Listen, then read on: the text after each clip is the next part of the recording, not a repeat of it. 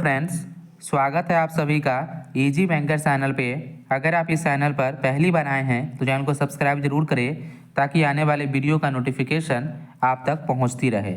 इसी वीडियो में हम लोग डिस्कस करेंगे जो भी students BPSC tree 4.0 computer science का प्रिपरेशन कर रहे हैं उनके लिए वीडियो इंपॉर्टेंट होगा, या प्रिपरेशन करना चाहते हैं उनके लिए वीडियो हेल्पफुल होगा।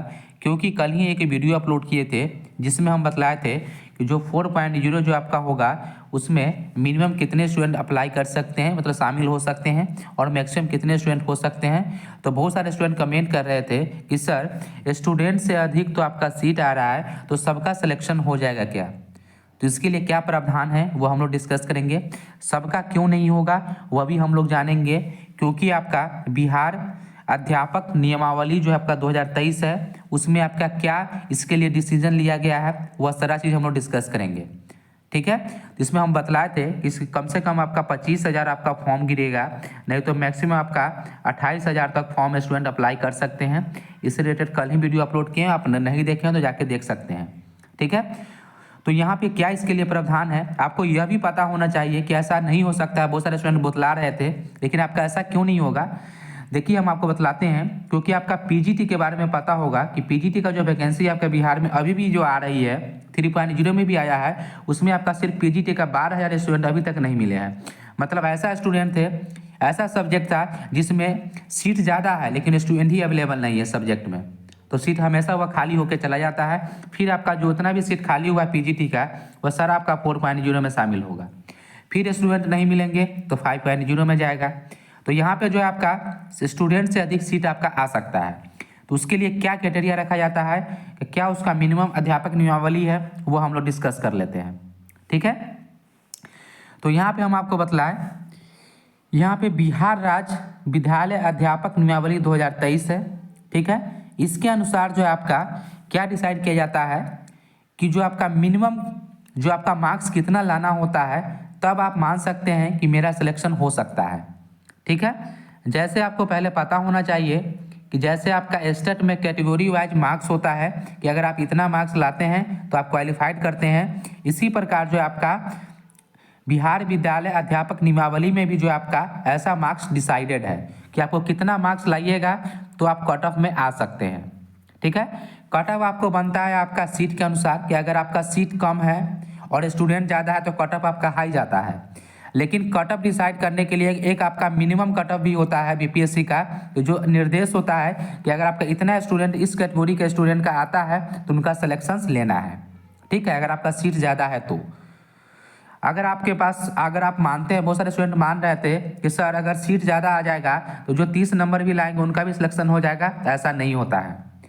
ठीक है, आप कितने भी मार्क्स लाते हैं अगर आपका मिनिमम क्राइटेरिया नहीं फुलफिल कर रहे हैं तो आपका सिलेक्शन होगा ही नहीं, वह सारा सीट खाली होकर चला जाएगा। ठीक है, तो क्या इसमें रूल है वो हम आपको पहले बतला देते हैं। यहाँ पे आप देखिए कि कार्मिक एवं प्रशासनिक सुधार विभाग के संकल्प ज्ञापक संख्या 2374 दिनांक 16/7/2007 एवं पत्रांक 6706 दिनांक 1/10/2008 के अनुसार लिखित परीक्षा में शामिल समान वर्ग के उम्मीदवारों के लिए 40% मार्क्स लाना अनिवार्य है।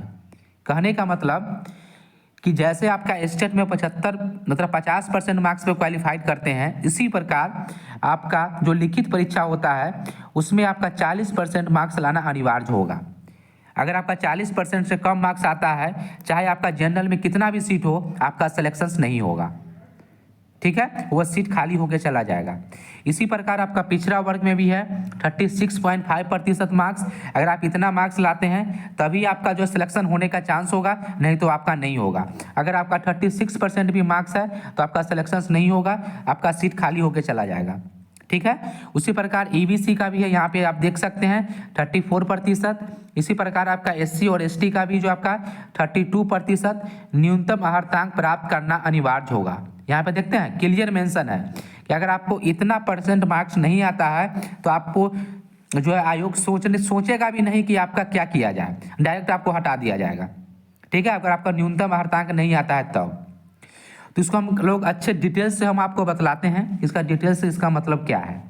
ठीक है, कैटेगरी वाइज हम यहाँ पे आपको बतला देते हैं कि आपको कितना परसेंट मार्क्स अगर आपको आता है या कितना मार्क्स आपका आएगा, तो आपका चांस हो रहेगा कि आपका जो अगर सीट से अधिक जो आपका स्टूडेंट से अधिक सीट आता है। तो देखिए यहाँ पे बीपीएससी का है, तो भी आपको पता होगा कि 120 मार्क्स पे आपका जो है कट ऑफ डिसाइड मतलब मेरिट बनता है आपका कंप्यूटर का, जिसमें से आपका 80 होता है कंप्यूटर साइंस का और 40 आपका जीके जीएस का होता है। उसके बाद आपका 120 मार्क्स में आपका कट ऑफ डिसाइड होता है, मतलब मार्क्स पे जो आपका मेरिट बनता है। सबसे पहले हम डिस्कस कर लेते हैं एससी कैटेगरी का। जो एससी कैटेगरी के स्टूडेंट्स हैं उनको जो है 120 मार्क्स का टोटल परीक्षा होगा, जिसमें आपका 32% मार्क्स लाना अनिवार्य है। कि अगर आप चाहते हैं कि मेरा सिलेक्शन हो तो आपको 32% जो आपको मार्क्स लाना पड़ेगा 120 मार्क्स में। कहने का मतलब अगर आप इसको मार्क्स में जानते हैं तो मार्क्स में आपका 38.4 मार्क्स होता है, मतलब हम लोग एवरेज माने तो 39 मार्क्स आपको लाना पड़ेगा। तो आप देखे होंगे कि एससी का जो कट ऑफ है कभी भी 38 नहीं होगा, ठीक है। जो एससी कैटेगरी का जो कट ऑफ है वह कभी भी 38 नहीं होता है, मिनिमम आपका 39 ही जा सकता है कट ऑफ, ठीक है। तो आपको यहाँ पे समझ में आ रहा होगा कि मिनिमम कट ऑफ कैसे बनता है, ठीक है। तो एससी का कट ऑफ जो है चाहे कितना भी सीट आ जाए, अगर आपको 38 नंबर है तो आपका सिलेक्शन नहीं होगा, आपको कम से कम आपको 39 नंबर लाना पड़ेगा, तभी आपका सिलेक्शन हो सकता है, ठीक है। नहीं तो आपका सीट खाली हो गए चला जाएगा। क्योंकि आपका ट्री 1.0 का आपको याद होना चाहिए कि ट्री 1.0 में एससी का सारा सीट खाली होकर लगभग 60% सीट खाली होकर ट्री 2.0 में आया था, 650 प्लस सीट, जो फिर ट्री 2 में जो स्टूडेंट जो है सिलेक्शन लेकर फिर गए थे। क्योंकि आपका 38 नंबर 39 नंबर लाने वाले स्टूडेंट ही नहीं अवेलेबल नहीं थे, ठीक है। तो आप यहाँ पे देख लिए कि एससी वाले को 39 नंबर कम से कम आपको लाना ही है, चाहे सीट कितना भी आ जाए, ठीक है। इसके बाद दिखाते हैं हम एसटी कैटेगरी का। जो एसटी कैटेगरी के स्टूडेंट है इनको भी 32% सीट मार्क्स लाना है, 32% मार्क्स लाना है। अगर हम लोग मार्क्स में देखें 120 में कितना मार्क्स लाना पड़ेगा तो 38.4 मार्क्स। कहने का मतलब इनका भी जो है 39 मार्क्स कम से कम आपको लाना है, तभी आप कट ऑफ में हो सकते हैं, चाहे सीट आपका कितना भी आ जाए। अगर आपका 38 मार्क्स आता है तो आपका सिलेक्शन नहीं होगा, ठीक है। नेक्स्ट हम लोग डिस्कस करें ईबीसी का, कि अगर आप ईबीसी कैटेगरी से बिलोंग करते हैं तो आपको 34% मार्क्स लाना है, कम से कम 34% मार्क्स लाते हैं तब आप सिलेक्शन का चांस रख सकते हैं। तो अगर आप इसको मार्क्स में देखें तो 40.8 40.8 मार्क्स आपको लाना है, मतलब 41 आपका मिनिमम कट ऑफ हो सकता है अगर आपका जो है आपका सीट्स जो है आपका अधिक आए तो। अगर 40 मार्क्स लाते हैं चाहे आपके कैटेगरी में कितना भी सीट हो, आपका सिलेक्शन नहीं होगा, आपको 41 मार्क्स मिनिमम आपको लाना है, ठीक है। इसके बाद हम लोग नेक्स्ट डिस्कस करें बीसी कैटेगरी का। अगर आप बीसी कैटेगरी से बिलोंग करते हैं तो आपको 36.5% मार्क्स लाना है, ठीक है। अगर इसको हम लोग मार्क्स में डिस्कस करें तो 43.8, ठीक है। तो यहाँ पे अप्रोक्स आपका 44 लाना पड़ेगा। जो बीसी कैटेगरी के स्टूडेंट हैं उनको मिनिमम 44 अगर आप मार्क्स लाते हैं तब आपको सिलेक्शन का चांस रहेगा, अगर आपका सीट मैक्सिमम होगा तो, ठीक है। अगर आपका 43 मार्क्स है, अगर आप बीसी कैटेगरी का है तो आपका कभी भी सिलेक्शन नहीं हो सकता है।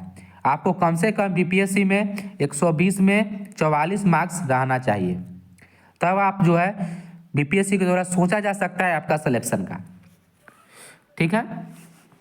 इसके बाद हम लोग नेक्स्ट डिस्कस करते हैं यूआर कैटेगरी का जो आपका बचा हुआ है, ठीक है।